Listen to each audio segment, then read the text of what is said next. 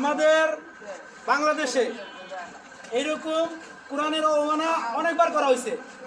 যদি এটার বিচার করতো, আমার মনে হয় আজকে এই নরপিশাচ কোরআনে পালাতে পারতো না। দুই, আপনারা দেখেন কিছুদিন আগে চীনে এক কৃষিমন্ত্রী কিছু টাকা চুরি করছে, তাই তাকে মৃত্যুদণ্ড দিছে। এখন চীনের কৃষিমন্ত্রী বলছে প্রধানমন্ত্রী যে আমি যদি একটা মন্ত্রী মাইরে ফেলাই তাহলে আমার 1000 মন্ত্রী ভালো হয়ে যাব। কথা বুঝছো কি বলছে?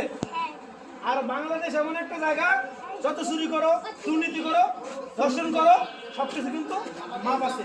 কিন্তু এই আমাদের এই যে প্রয়োগ করাইছে, দেখবা যে এরও কোনো বিচার হবে না। তো আমরা চাচ্ছি এর সর্বোচ্চ শাস্তি। জুতা নিক্ষেপে যারা পুরস্কার পাইছে তারা এক সাইডে আসো, যারা পুরস্কার পাইছে এক সাইডে আসো,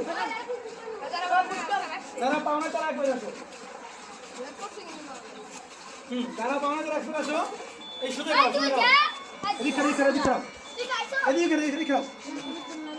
এমনি খাও,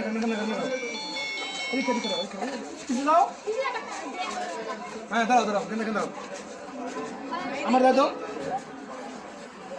এই সবাই দেখা যায় আমাদের এখানে এই আমাদের যে পুরস্কার ছিল, এই জন্য পুরস্কার পাইছে। আর যারা এখানে অংশগ্রহণ করছে তাদের জন্য আমি একটা সান্ত্বনা পুরস্কার এখন দিব, কারণ তারাও এখানে অংশগ্রহণ করছে। আর তীব্র নিন্দা জানাইবেন আপনারা সবাই যে আমরা তো হিন্দুদের কোনো বাইবেল বলেন, তাদের গীতা যাই বলেন আর কি, আমরা কিন্তু আদ্য শুয়েও দেখি না, মানে নষ্ট করা দূরের কথা। তারা কেন আমাদের এই কোরআন বারবার নিয়ে অবমাননা করবে? আর সরকার, মানে কোনো সরকার এটা কোনো বিচার করতে পারে না। ওরা তো সিলে বালান দরকার ছিল। আপনারা কি কন? ওরা কি সিলে বালান দরকার ছিল না? প্রশাসন নিয়ে আবার ছেড়ে দিচ্ছে। এই প্রশাসন এবং এই ভারতের দালালরা কি চায় বাংলাদেশে আমরা জানি না। এই অনুষ্ঠান আমার ধারাবাহিকভাবে চলবে। আবার শুক্রবার আমরা বড় করে আয়োজন করবো, ঠিক আছে? আচ্ছা তোমরা এখন দাঁড়াও, আমি তোমাদের জন্য সান্ত্বনা পুরস্কার নিয়ে আসি। হ্যাঁ, ওয়েট করো।